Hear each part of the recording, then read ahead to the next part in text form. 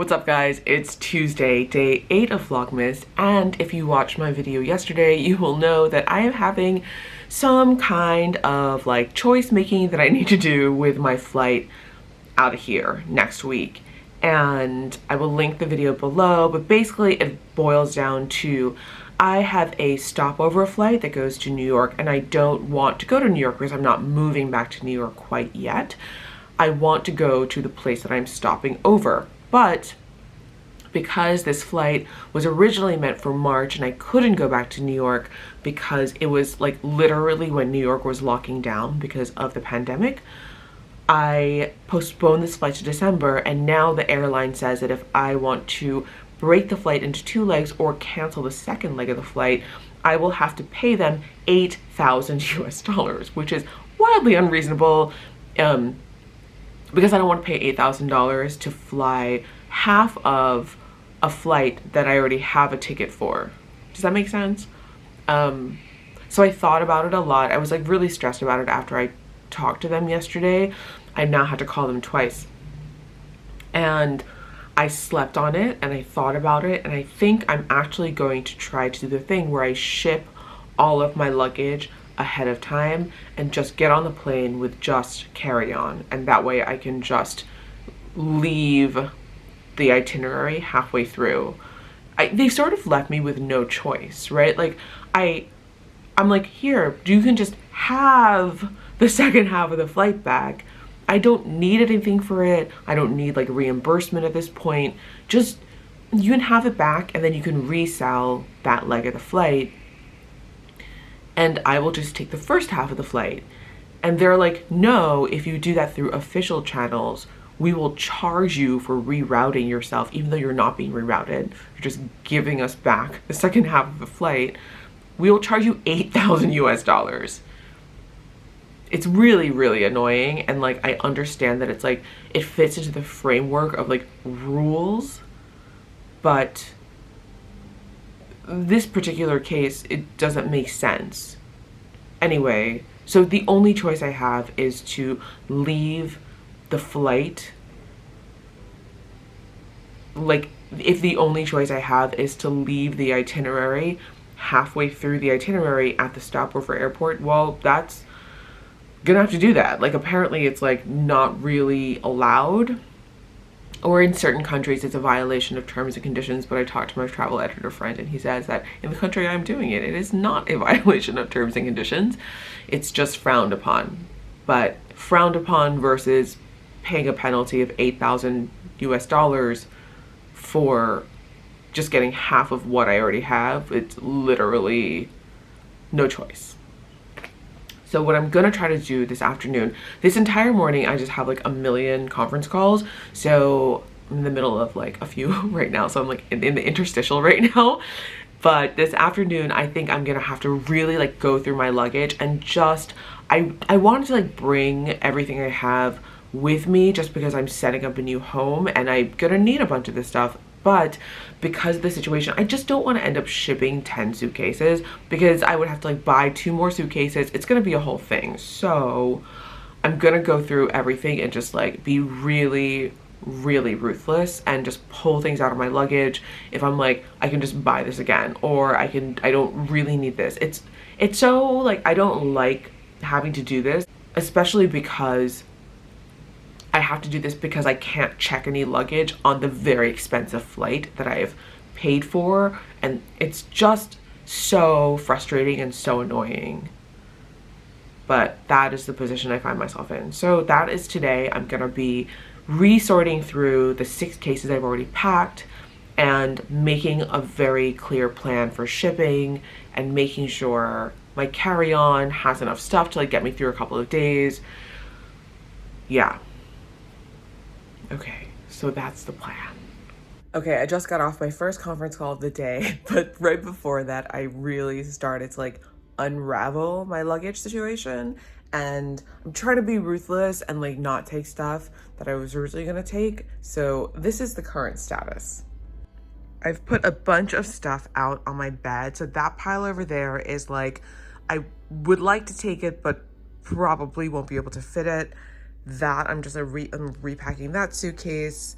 this is stuff I'm going to take, and I've already packed two suitcases are already packed and done. And that is my roll-on carry-on. I have one suitcase here. So this was the original suitcase I was going to check on my flight, but now I'm gonna have to ship it. So I'm gonna have to open that up. I think my rice cooker's in there. I think I may have to just sacrifice my rice cooker and not take it with me. And then I'm repacking this suitcase. Look how many leggings I have. So many leggings. And that's a sparkly Adidas dress by Aaaaand, who is this Finnish designer who did like all like sequin Adidas dresses. So I'm definitely taking that because it's like a collector's item, I think. And then I'm repacking that suitcase. I'm gonna need to find a place to put all my sneakers. That is a bag of face masks. So yeah, I hope I'll be able to get everything in here, but I feel pretty optimistic at this point. But first, I have not had my coffee yet today. This morning I woke up and I had like a liter of water and I had a Monster White because I found one in here that I bought a while ago and I never had it. So I had that, and then I had conference calls, and so I have a little bit of a break now. So I'm gonna go get a coffee and maybe some lunch, although I'm not super hungry. Oh, I had a protein bar. I had a Quest bar because I brought like all my protein bars back from the office. I used to keep like 2 boxes of Quest bars in the office because I would always get so like munchy at like 3 p.m. or like have be low energy. And in the office we have like healthy snacks, but it's all fruit. And like if I eat fruit, I'm like so hungry afterwards. So I would have protein bars. But okay, let's go get a coffee.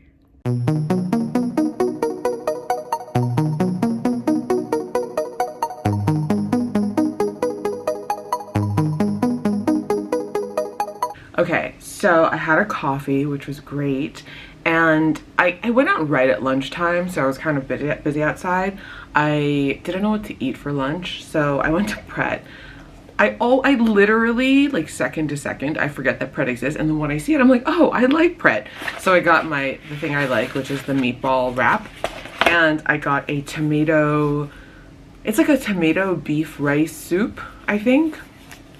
So let's have a look at what this is. I felt like it would be nice to have something that felt like warm and comforting because it's a little cold outside. It's not super cold, it's like 65.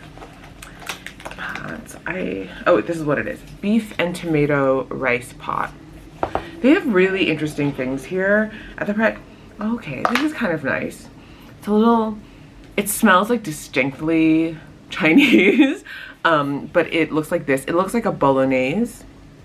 So it looks like a bolognese rice situation, and let's see, the rice at the bottom, and it looks like it's brown rice. So this looks like really wholesome and smells good.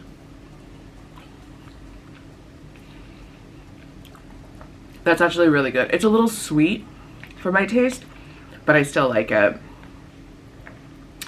This was a good decision, Danica. Okay, so I'm gonna eat this. I got a sparkling water. And I have another call this afternoon, but I'm also gonna do some more packing and sorting and ruthless culling of my luggage. So that's pretty much today. I really am gonna try to get out of here without buying any more suitcases because I feel like I just have way too many suitcases. Like even just logistically storing these suitcases in my next apartment is gonna be so difficult. Although I do think there's like a storage closet or 2 storage closets in the front hall, which will be very useful. It's the last of it, you guys.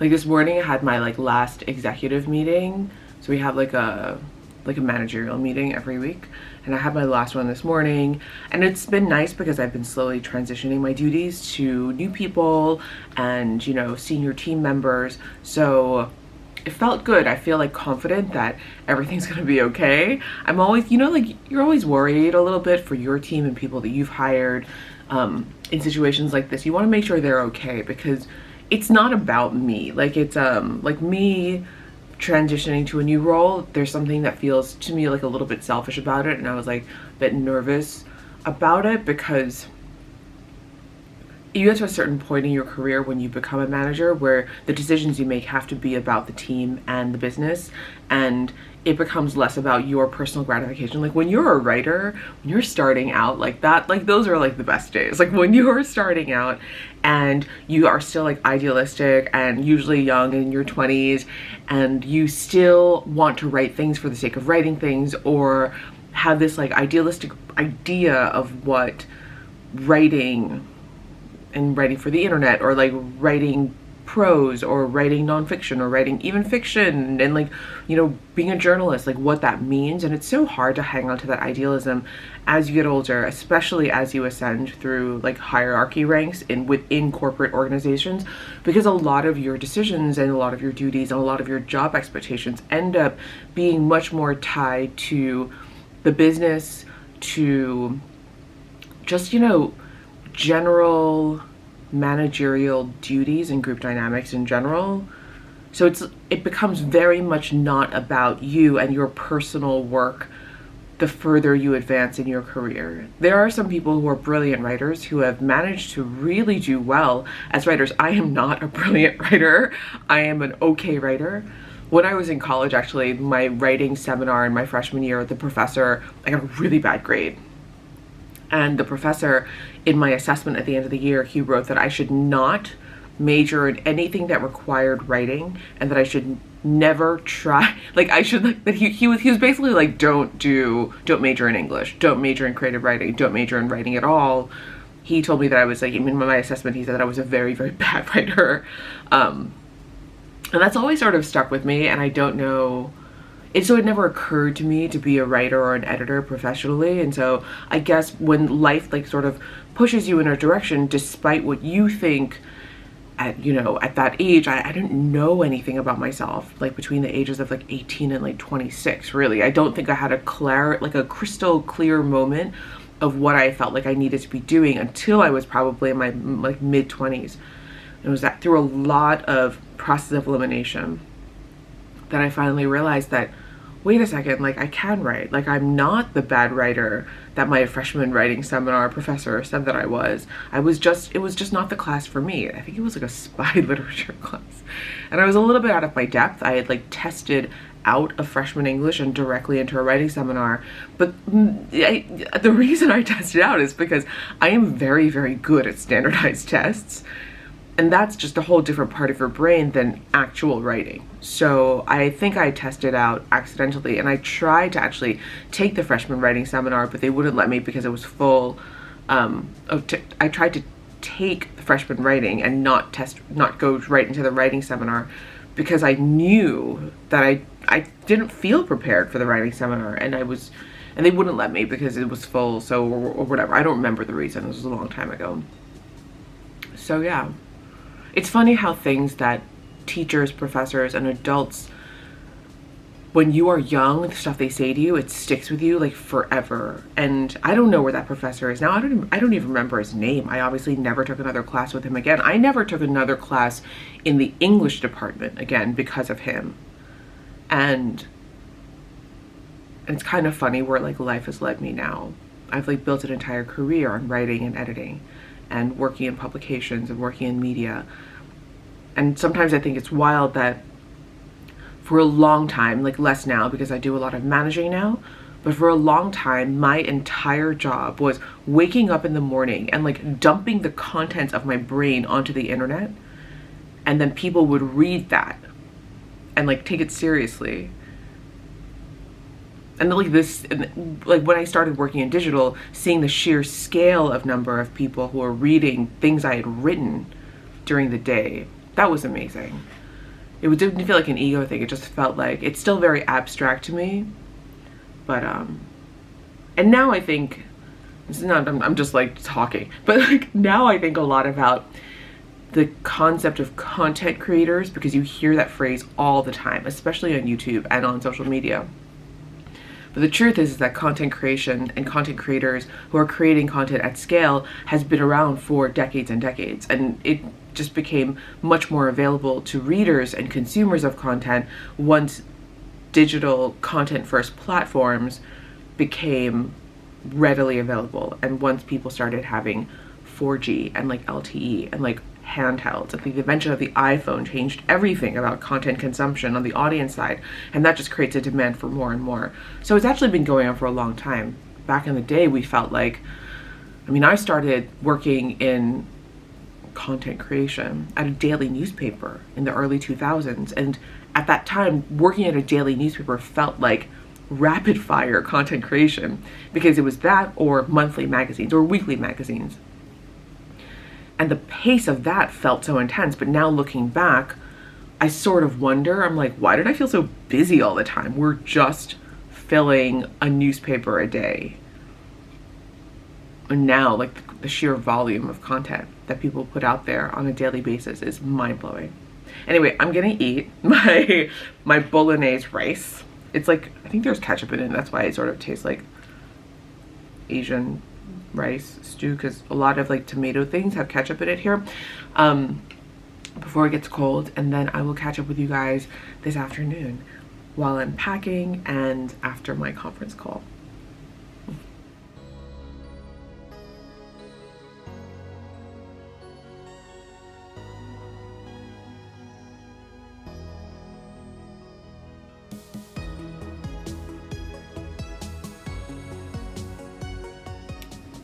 So last night, I wanted to show you guys this. Last night, my friend Cathy gave me this as a going away present, and I'm obsessed with these. I don't have one yet, but I actually love it. So I saw this on Instagram a few weeks ago, and I was like, oh my god, I have to get one. But it's like a Swarovski crystal type mask that you wear obviously over another mask. And it's actually super pretty, and it's kind of cool because you can like dress up like a basic everyday outfit with this mask, but also it's sort of like a black tie mask. There's a benefit here a few weeks ago where everyone at the benefit was wearing these one-of-a-kind masks. So they're really cool. Let me show you what it looks like. So when you wear it, like obviously you would wear it over another mask. And I'm kind of glad now that I bought those like black lace print masks, because I think that'll look really cool under this. But it has these like ear loops that are adjustable, and it's not heavy, but it's also not light. So it feels like, it doesn't feel flimsy at all. And it's very sparkly, but like not too sparkly. So you wear it over your mask like this. And I think it looks so cool. Like it's sort of like, it's like sparkly armor. So thank you, Cathy, for getting this for me. I really love it because I've been meaning to get one, and I'm so happy to have one. I think they're made in Hong Kong too, so it's like a really, really good Hong Kong souvenir for this day and age. Okay, I've had my last call of the day with Lainey. Hi, Lainey, if you're watching this. It's like 5:30-ish, and today I've like packed and like repacked, and like that's like my like sort of pile of stuff that I'm not sure what to do with. There's like a vintage fur coat, and I don't know, like I want to take it, but I don't have space. But what I'm realizing is that I think I have to buy one more suitcase. Like I really was trying to get out of it, but I haven't even like done laundry yet for the clothes that I've worn this week. So there's all of that.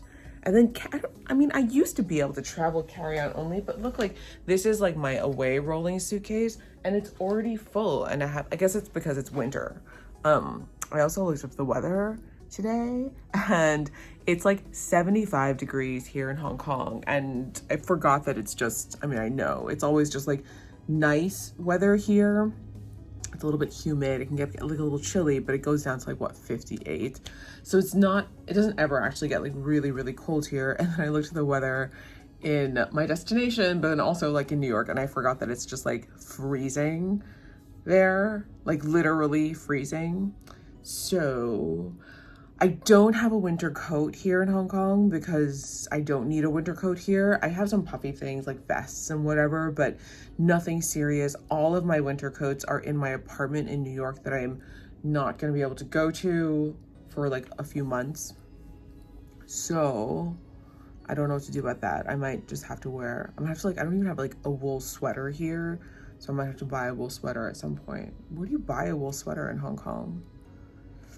Problems. But okay, so I have to get another suitcase and pack that suitcase and then tomorrow I'm hoping to book my shipping pickup, and that way we're just gonna be like all set up for success to reach my next destination. So yeah. Oh my God, today the Hong Kong government announced that they're instituting even stricter social distancing measures, which means restaurants will not be able to be open after 6 p.m. for dine-in, so you can still do takeout, so no dinner service in restaurants, and gyms are closing as of Thursday. I am so sad about that because I really wanted to like train up until I leave, and it's so disappointing because it's like the one thing that makes me feel like I have a schedule and a routine, and that I feel like it makes me feel like mentally healthy, especially like during times of stress, like moving overseas. So I'm really, really disappointed that after tomorrow, I won't be able to train anymore here. It's really like the one thing that's like really devastating to me. I've already eaten at all the restaurants that I really, really want to eat at before I leave. So I'm so glad I got to go to Chianti last night with Cathy. So I'm so grateful for that. But yeah, it's like so devastating not being able to train. It's like, yeah, I never thought I would be that person who was like, I can't believe I can't go to the gym, but I can't believe I can't go to the gym. Okay, I'm gonna figure out what I'm gonna do about this suitcase, if I should go to Muji again or if I should try to find a different kind of suitcase. I'm disappointed I can't ship. I have these like giant Samsonite duffels that I can usually check in when I'm flying, and they're totally great for flying, but for some reason you can't ship them as unaccompanied baggage. So I actually have to go buy like a proper suitcase.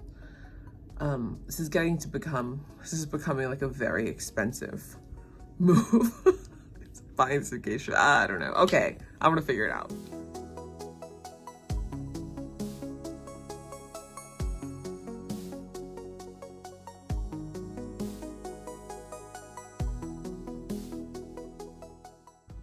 Okay, I'm back. I did not go and buy a suitcase tonight because I was pretty tired at the end of the day and I was really hungry. I'm not sure why, because I had a protein bar this morning and I had like a relatively big lunch from Pret. But I decided to go down to the buffet in this hotel to eat dinner.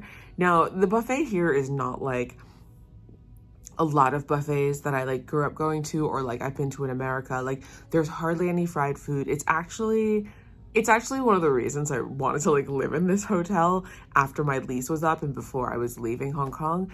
The buffet here is like really wholesome and it feels like very nutritious to me in a weird way. It's primarily a seafood buffet. So most people are there eating like crab and like lobster and sushi, and I'm pretty sure I'm the only person who goes to this buffet to like eat like the stewed turnips and like go to the salad bar and like eat tuna and, you know, eat the steamed fish. So when I'm feeling like a little tired or that I haven't gotten like a very diverse diet into my system over the course of a few days, I just know, like I sense it in myself. I'm like, maybe the food I've been eating this week has just been really rich. I'm not really sure. Or maybe I've just had too much red meat. So I went down to the buffet. You saw like I got like salads and I got some oden, which is like, I love it. That's probably the least healthy thing I eat at the buffet because it's so processed. It's like fish balls and stuff. I love it. I like grew up on it. So yeah. So I had dinner instead of buying a suitcase. Although I think I will have time to buy a suitcase tomorrow in the late afternoon because I'm going to my friend's house for dinner and he lives close to a Muji. So I might just pick up a suitcase on my way to house party dinner. Not party, social distanced. Like it's just like them, the married couple, and myself. We're just gonna have a quiet dinner indoors because I think you can't have more than 2 people at a table now at a restaurant, and plus restaurants are shutting down for dinner starting on Thursday. It's going to be a really interesting last few days here in Hong Kong with all these new restrictions. So we'll see how it goes. Anyway, that's my day. I hope that you are safe and healthy wherever you are. Thank you so much for watching. That's Vlogmas day. I don't have lost count. I don't even know how many days it's been.